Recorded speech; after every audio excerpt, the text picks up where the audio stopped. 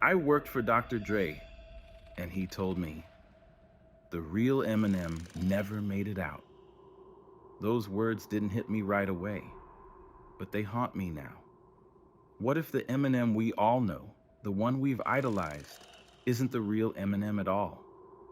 What if the man behind the persona was buried, never to surface again? In this story, I'll reveal what I saw and what I learned about the hidden truth behind the legend. Trust me, you won't want to miss this. Landing the job with Dr. Dre felt like I'd just hit the jackpot. I was young, hungry, and completely starstruck. Who wouldn't be? I'd always dreamed of being a part of the music industry, but this was different. Dre wasn't just a producer. He was a force. He'd shaped the entire landscape of hip-hop, launched careers, and left a mark on the world that nobody could ignore. It wasn't just a job. It was an opportunity to witness greatness up close. I'll never forget the first time I walked into that studio. The air was thick with energy, creativity, and an undeniable sense of power. The walls, lined with gold records and platinum plaques, felt like they were screaming success. Everything about that place was bigger than life, and I was in awe, just trying to keep up. I knew I had to prove myself, so I kept my head down, did my work, and hoped someone would notice. But one thing I quickly learned was that Dr. Dre's world wasn't as perfect as it seemed. It wasn't just about the music. It was the people. How they moved, how they talked, how they kept their secrets hidden beneath layers of fame. I saw people I'd idolized from afar, but none of them seemed the way I imagined. Marshall, Eminem, was different. He wasn't like Dre. He wasn't a visible power. He didn't walk around with that same level of confidence. There was a weird energy around him, a tension that never seemed to go away. When I first saw him, it was impossible to deny. He was already a legend, but you could see it in his eyes. There was something missing. He wasn't really there. At first, I thought it was just the pressure of fame. But as I worked more closely with the crew, I started to realize there was something darker at play. Something nobody talked about. I caught snippets of conversations, quiet murmurs, subtle references to Marshall's other side. One night, everything changed. It was late, everyone had left, and I found myself alone with Dre. It wasn't unusual. Dre had always been a solitary guy. He worked through the night, and sometimes I'd stick around to help with whatever needed to be done. But this time was different. He was looking at something, some old piece of paper. And then he looked up at me with this strange, cold look in his eyes. You know, the real Eminem never made it out, he said, his voice flat. The way Dre said it made my stomach twist. The words felt heavy, like they carried a meaning that was way bigger than I could understand. At the time, I didn't think much of it, but looking back now, I realized that moment was the first clue. Dre wasn't just talking about fame or success. There was something deeper there, something darker. The more I thought about it, the more it haunted me. What was Dre trying to say? Was he hinting at something about Marshall? Or was it just another one of those Dre mysteries? Cryptic, evasive, meant to make you think. I didn't know, but I was determined to find out. I didn't know it yet, but I was already standing on the edge of something much bigger than I ever imagined. This wasn't just about getting a glimpse of the artist behind the curtain. It was about understanding the toll fame had taken on someone. the price they paid for becoming a living legend, and that, as I would learn, was only the beginning. But as I dug deeper, things got a lot darker. The deeper I got into the world around Dr. Dre, the more I realized it wasn't what I had imagined. I thought I was stepping into an industry built on music and passion, but it quickly became clear that this world was far more complex and darker than I had ever anticipated. People weren't just artists. They were products, brands, carefully crafted versions of themselves that the world had to believe in. And Marshall? He was one of the biggest products of all. But as I spent more time with him, I started to see cracks in the surface. The man we knew as Eminem, the one everyone saw on stage and in interviews, wasn't the same person behind closed doors. There was something unsettling about him. Something that didn't fit the public image. Something that made me question everything I thought I knew. I first started noticing the difference during those late night studio sessions. When the lights went down and the music faded, it was like the real Marshall began to emerge. He wasn't the angry, fire-breathing rapper that the world adored. Instead, he was quieter, withdrawn, almost like he was in a constant state of internal conflict. At first, I thought it was just exhaustion. Fame, after all, can do that to a person. The pressure of being constantly in the public eye, the demands of touring, recording, and creating hit after hit. It had to wear someone down eventually. But it wasn't just physical tiredness. There was a deeper unease about him, something in his eyes that I couldn't ignore.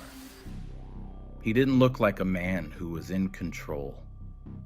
He looked like someone who was losing a battle within himself. I remember one night, long after the crew had gone home, Marshall and I were alone in the studio. I was supposed to be packing up, but I couldn't help myself. I stayed behind to watch him work. He was focused, intense, but there was a distance in his movements. It was like he was on autopilot. He'd go through the motions, his hands moving over the keyboard, his voice deep and steady. But his eyes, they were empty, hollow. It was as though he wasn't even there. That's when I started to wonder, who was Marshall really? Was he even the same person when the cameras weren't on him? Could he even remember who he was before all of this? The fame, the pressure, the expectations. Had it all taken such a toll that he'd become a stranger to himself? I began paying closer attention to his behavior. The more I saw, the more I realized there was a split. It wasn't just that Marshall was playing a role on stage. It was that he was living a role he was caught in a trap of his own making. And the version of himself that the world knew wasn't even the real him anymore. It was the mask he had to wear to survive. Marshall would often talk about the anger he had to channel into his music, the rage that drove him to create songs like Lose Yourself and The Way I Am. But I started to wonder if that anger was the only thing keeping him grounded. What if it wasn't just a persona? What if that anger, that frustration, was all that Marshall had left to hold on to? What if the real Marshall, the man before Eminem, was lost, buried under years of fame and public scrutiny? There were moments when Marshall seemed to be searching for something inside of him, something that wasn't tied to the character he'd built. One night, after a recording session, I saw him sitting alone, staring at his reflection in the glass. He didn't say anything, just sat there, motionless. And in that silence, it hit me. He was looking at himself, but he didn't recognize the person staring back. I didn't know how to process what I was seeing. Here was one of the most successful artists in the world, but he wasn't a man at peace. He was a man haunted. And the fame, the success, it wasn't what it seemed. It was a cage. But that's when I started to notice something even more unsettling. The people around Marshall, Dre, the crew, even the other artists, had their own way of talking about him. They'd reference his other side, the part of him that wasn't visible to the public.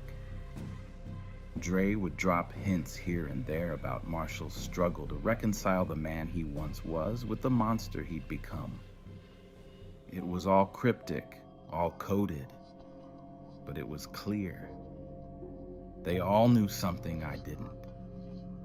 And whatever it was eating away at Marshall from the inside. I remember overhearing a conversation between Dre and another producer one night. They were talking about Marshall's identity crisis, though they didn't use those words exactly. Dre said something that stayed with me. He can't escape it. The world knows Eminem, but they don't know Marshall. And the problem is, the longer this goes on, the harder it's gonna be for him to ever find his way back. It was the first time I realized just how deep the divide was. Eminem wasn't just a stage persona. It was a prison. And the man behind the persona, Marshall, was trapped inside, struggling to survive. But the deeper I dug, the more I started to see the signs. Marshall was fighting something darker than just the pressures of fame. It wasn't just that the world was expecting him to be this angry, rebellious figure. It was that he had become that figure. And now, the real Marshall, the man who could have been, was slipping further and further away. But I had no idea just how far gone Marshall really was, and what would happen next. As time went on, I began to see more of Marshall's quiet descent. At first, it was small things, little shifts in his mood, moments when he seemed distant or distracted. But over time, those little changes became impossible to ignore. It wasn't just exhaustion from the constant grind of music production or touring. There was something else. A darkness that had begun to overtake him, something that wasn't immediately obvious, but slowly became undeniable. One night we were working late in the studio, just the two of us.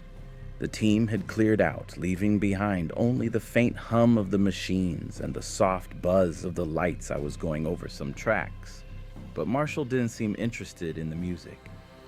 He was just sitting there, staring at the mixing board, his fingers tapping absently on the desk.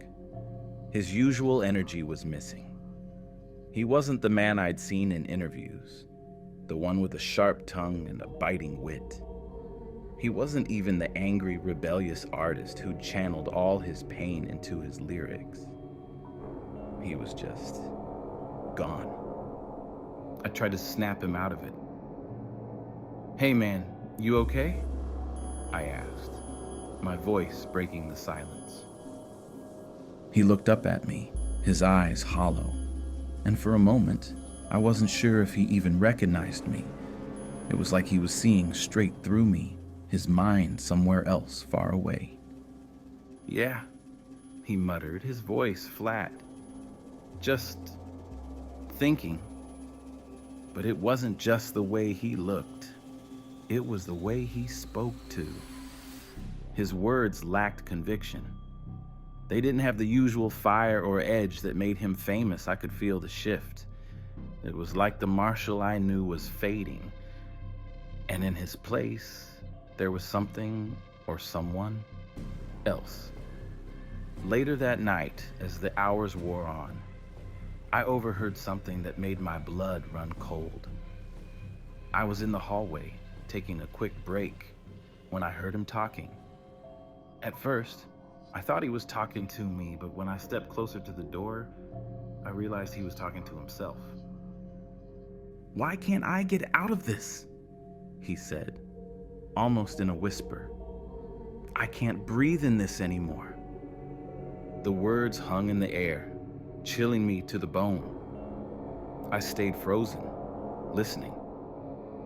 He wasn't speaking like a man frustrated with his career or the industry. He wasn't just venting about the pressure of being famous. He was speaking like someone who was drowning in his own life, like he had become a prisoner of his own identity. But what was worse, there was no one to hear him. No one who could pull him out. I didn't know what to do. Should I step in? Say something? But what could I possibly say? How could I help someone who was so clearly lost inside themselves?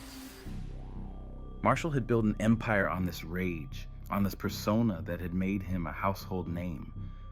But now it seemed like he couldn't escape it. He had become the very thing he had created. It was suffocating him, and he didn't know how to break free. The next day, I tried to brush it off. Maybe I had misunderstood the conversation. Or maybe it was just one of those moments when the pressure of fame gets to someone. But it wasn't the last time I heard him talk like that. Over the next few weeks, there were more moments. More subtle cracks in his demeanor. I started to hear more murmurs from the crew, too, about how Marshall wasn't the same anymore. The things he would say in passing. The way he would disappear into his thoughts. It was like he was slowly unraveling, piece by piece. One night, I stayed late again, determined to finish a project.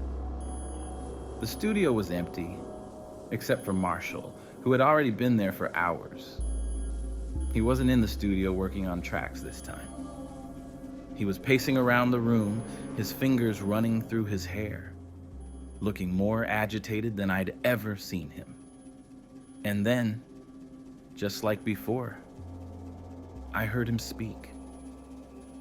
"It's not who I am.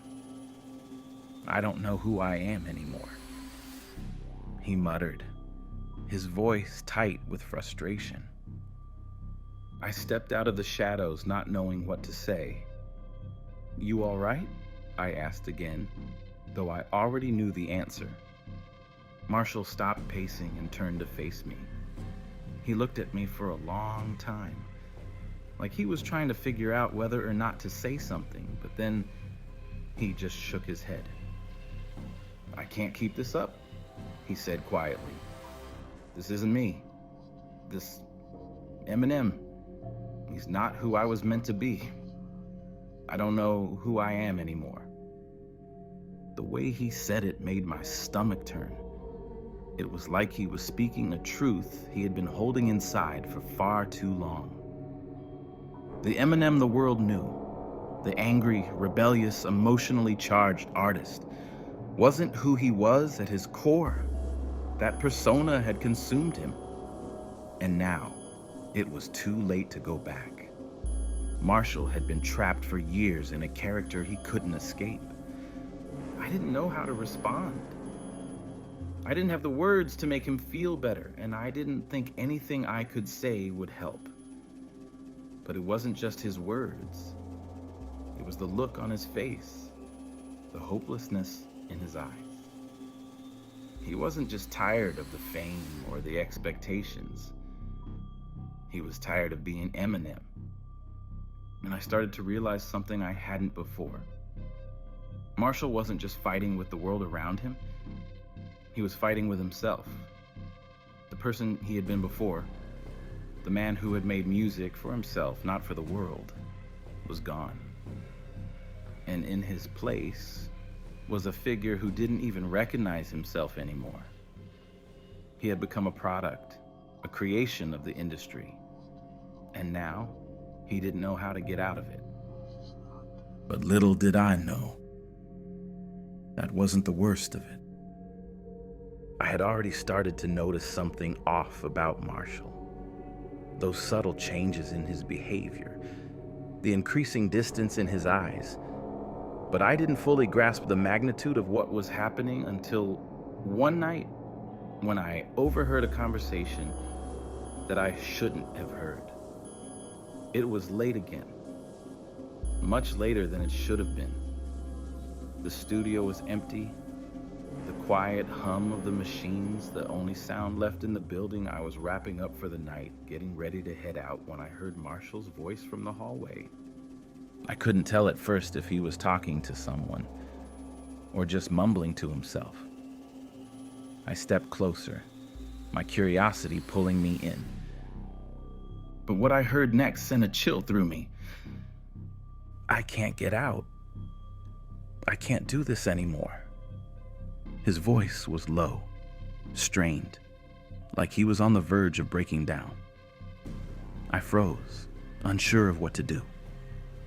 At first, I thought he was just venting, frustrated with the usual pressures of fame. But there was something in the way he said it, something raw and vulnerable that made me hesitate. I waited. I listened. And then I heard him speak again. I'm stuck. I'm trapped in this thing, and it's not even me. It never was. I can't be him anymore. The words hit me like a punch to the gut. Him. The Eminem the world knew. The rage-fueled, boundary-pushing icon wasn't the real Marshall. That much was clear now. But what was worse was that it wasn't just a persona. It had taken over him in a way I didn't fully understand. He wasn't just tired of playing the part. He was losing himself to it. I stayed hidden in the shadows, unable to move. I could feel my heart beating in my chest, each thud louder than the last. The more I listened, the clearer it became. Marshall was trapped in a war within himself. He was no longer just an artist struggling with the weight of fame. He was fighting a battle for his very soul. Then came the most chilling part. Please, Marshall said, almost pleading. Someone, anyone, make it stop. Make it stop. At that moment, I knew something had gone terribly wrong. Marshall wasn't just exhausted by fame. He wasn't just worn out from years of grinding and pushing himself to be Eminem. He had become Eminem, and in the process, he had lost himself. The man behind the music, the real Marshall Mathers, was gone. And now, he was drowning in the very persona he had created. I could feel my chest tighten. I didn't know what to do or how to help. The words, though muffled by the walls, had pierced through me. I had always admired Marshall's strength, his resilience, his ability to turn pain into art. But this was different. This wasn't about fighting through pain. This was about trying to escape a trap of his own making. As I stood there, unable to move, I realized something else. Marshall wasn't just talking to himself.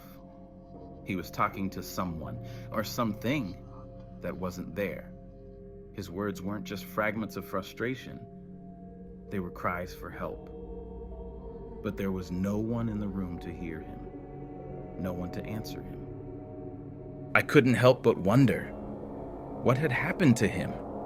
What had caused Marshall to break so completely? He'd always been an intense person, sure, but this was something else entirely. The sound of footsteps echoed down the hall, snapping me back to reality. I quickly ducked out of view, trying to make myself invisible. Marshall didn't see me as he passed by. His eyes glazed over, lost in thought. It was as if he was walking through life, but wasn't truly living it. I don't know why, but I couldn't shake what I had just heard. I stayed up that night, staring at the ceiling, wondering if anyone else knew just how deep Marshall's struggles went. I couldn't even imagine what it would be like to lose yourself completely, To feel like the person the world knows isn't even close to who you really are. The next few days were a blur. I kept my distance, not wanting to intrude on Marshall's space. He had become more withdrawn than ever. The interactions with him, when they happened, were strained, awkward. It was like he was there, but wasn't fully present. He would talk to people, but it was almost like he was on autopilot. He wasn't engaging with anyone in a meaningful way. But what really struck me was the way Marshall started to look at himself. I caught him a few times staring at his reflection in the mirror, like he didn't recognize the person staring back at him. It wasn't just that he looked tired or worn down. It was that he seemed to be searching for something that wasn't there anymore. I overheard another conversation, this time with Dre. It was brief, but it was enough to make my blood run cold. Dre's voice, always so calm and controlled, was tinged with frustration. "He's not just losing himself, Dre," another producer said, his voice low. "He's disappearing. And if he's not careful, he's gonna be gone for good." Dre didn't respond at first, but when he did, his words were chilling. The world knows Eminem, but they don't know Marshall. And I'm not sure he even knows him anymore. But as I started to dig deeper, I uncovered something that shook me to my core. As the days passed, I couldn't shake what I had overheard in the studio. Marshall's desperation haunted me. Those words he'd spoken, the way he'd sounded as though he was pleading for release from a cage only he could feel. The more I thought about it, the more I realized that what was happening to him was bigger than I could have imagined. This wasn't just a breakdown. It was something far darker, far deeper. The Marshall I had once admired was slipping away into something unrecognizable, and no one seemed to be doing anything about it. It was around this time that I started to notice how other people were talking about Marshall, specifically Dre and the crew. They weren't talking about him in the same way anymore. Sure, they still spoke highly of his work, his genius, his music, but there was an underlying tone of concern that couldn't be ignored.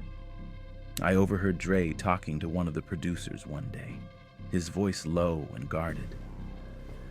"It's like he's lost," Dre said, almost to himself. "Eminem's the one who made it out, but Marshall's still trapped, and I'm not sure he's ever gonna make it back." I froze, standing just outside the door, trying to piece together what they were saying. Eminem's the one who made it out? I wasn't sure what Dre meant, but I felt the weight of his words. If Marshall, the man behind the persona, was lost, what did that say about everything I'd been witnessing?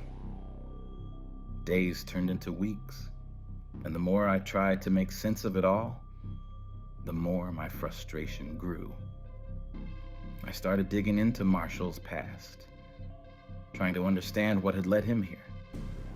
But what I found only deepened the mystery. Old interviews, early tracks, and photos painted a picture of a different man, a more vulnerable, raw version of Marshall who had once been full of hope and fire. That version of him didn't fit with the hardened, bitter icon the world knew. And yet, there was no real indication of when that change had started. It was as if Marshall's transformation had happened so gradually that even he didn't notice it until it was too late. The more I looked, the more I uncovered. Tiny details, odd comments from people who knew him before the fame, who had witnessed his rise to prominence. They talked about the Marshall who had worked hard, sacrificed, and pushed to make it. But there was no mention of Eminem.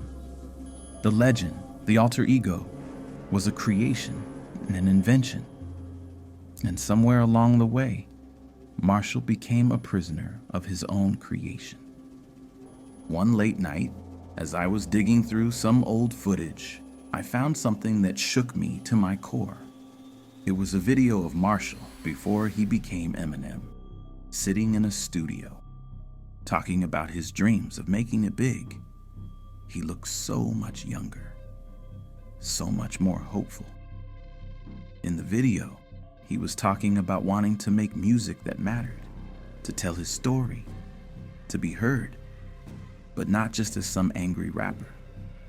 He spoke about wanting to connect with people on a deeper level, to be real. The more I watched, the more I understood.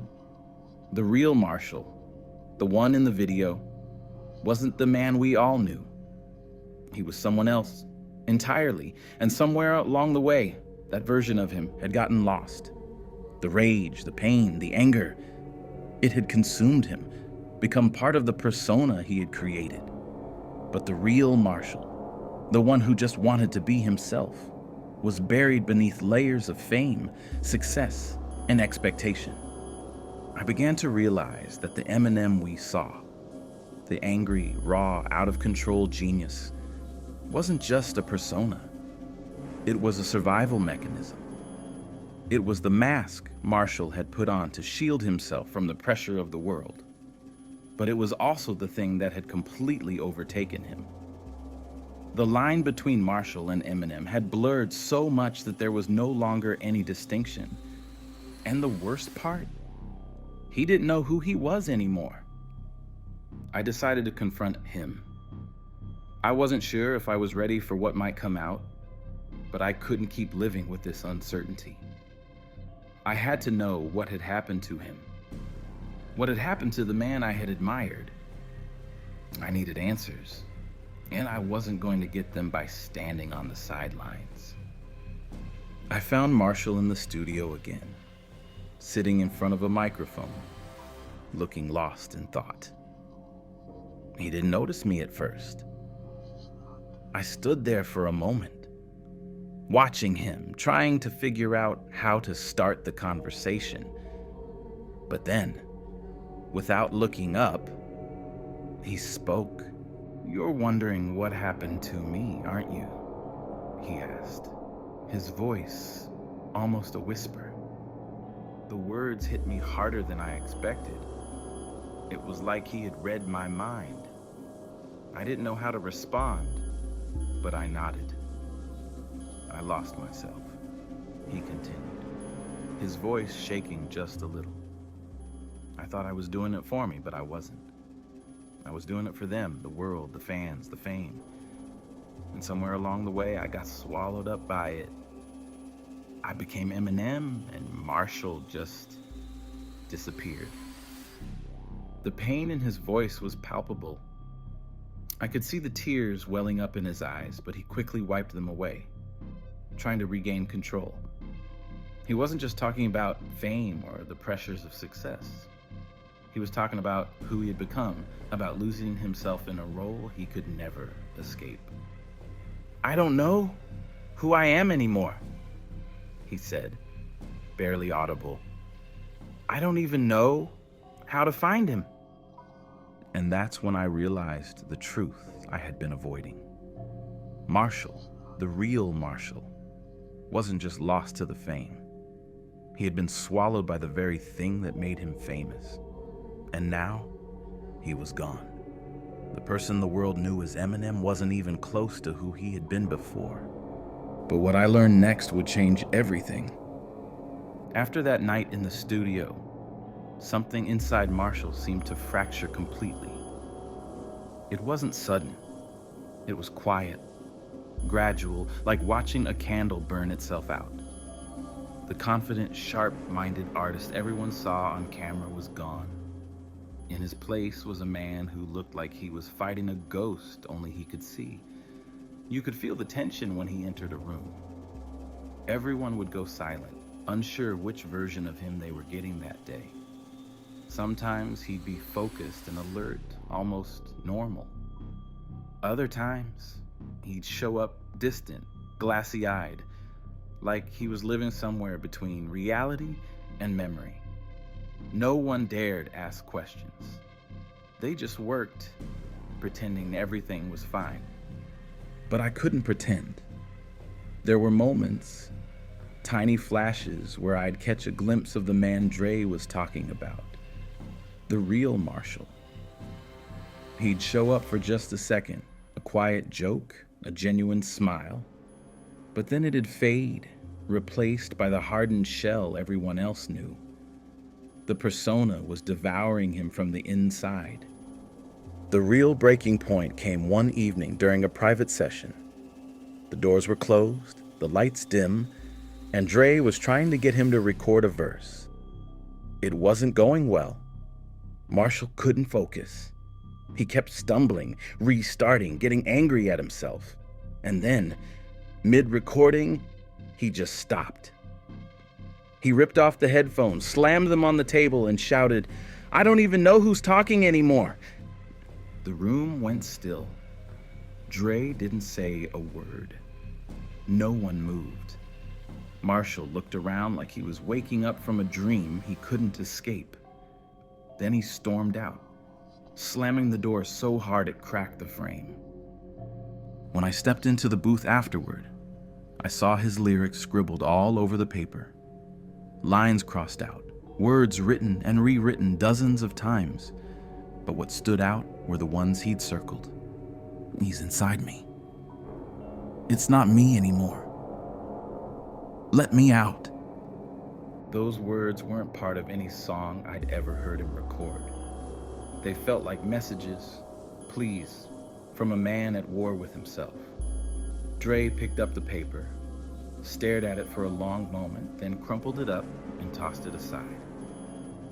"We don't talk about this," he said quietly. "Ever." That's when it all clicked for me. Dre knew. He'd known all along that Marshall was losing his grip, but maybe he also knew there was no way to save him. The machine was too big, the brand too valuable. The show had to go on, no matter what it did to the man behind it. From that day forward, Marshall was different.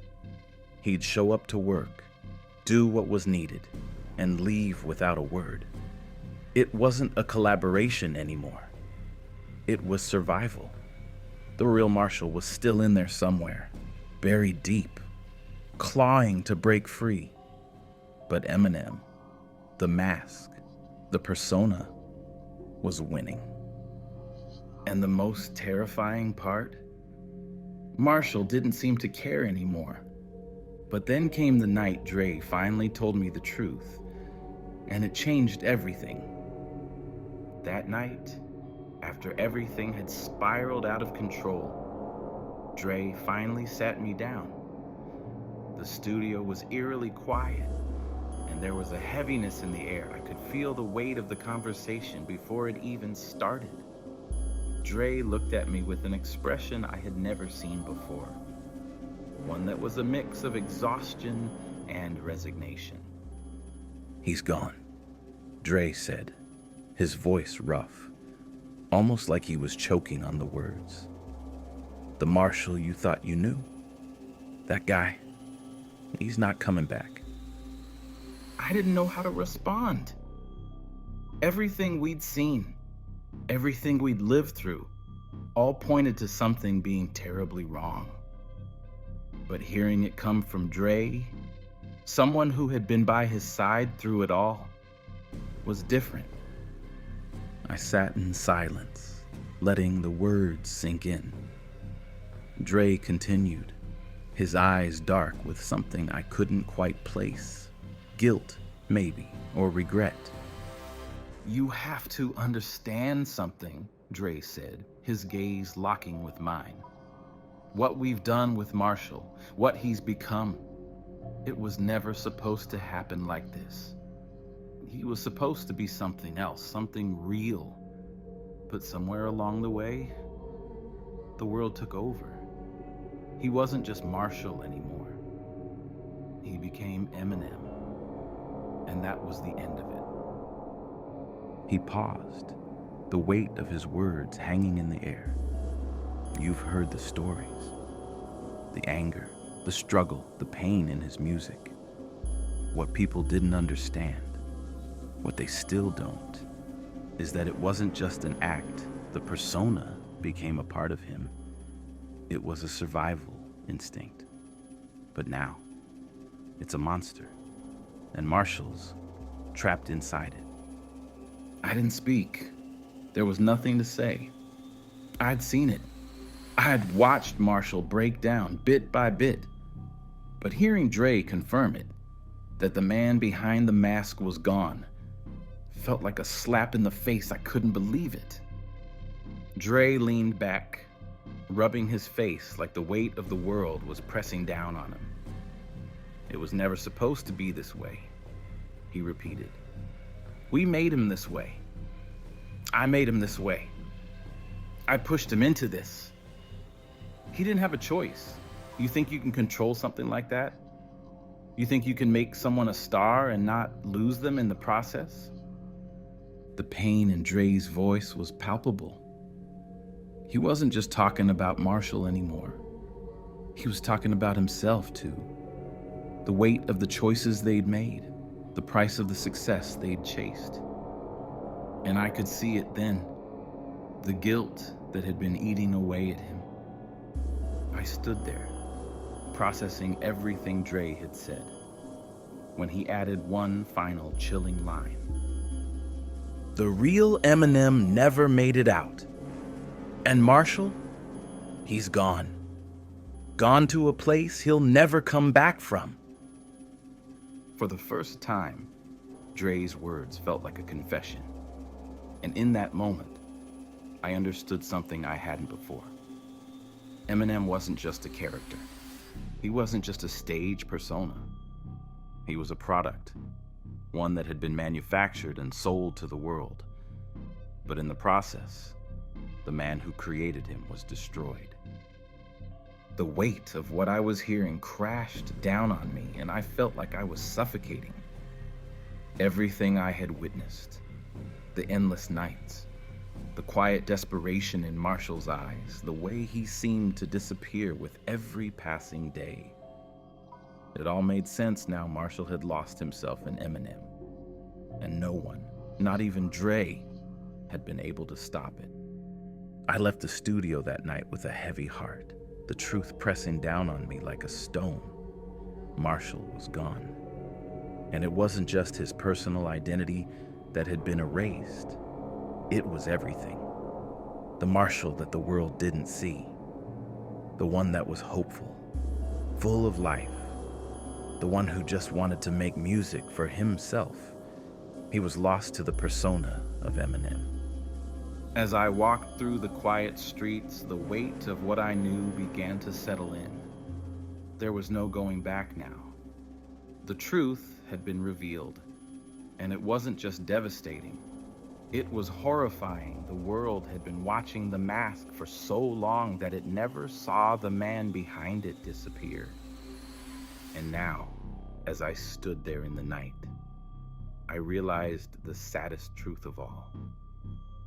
Marshall's story, the real story, was one that would never be told. The real Eminem had never made it out. And that man, the one who was supposed to be more than just an artist, was gone forever. The truth that was buried deep, kept from the world, would stay hidden forever. But what about the damage it left behind? Final payoff. The truth is uglier than you could ever imagine. The world has celebrated Eminem, but they never knew the cost. The real Marshall, the man behind the music, was swallowed whole by the persona. He was a product, a creation of the very machine he helped build. And now, he's gone. Buried beneath layers of fame, pressure, and expectations, never to surface again. Dr. Dre warned me years ago, and now I see it. The real Eminem never made it out. That wasn't just a cryptic statement. It was a cold, hard reality. The Marshall we all thought we knew had been lost, replaced by the shadow of a legend. And the most disturbing part, no one will ever know the truth. Marshall is gone, and all that's left is a name, a brand. And that brand, it's all that the world will ever see.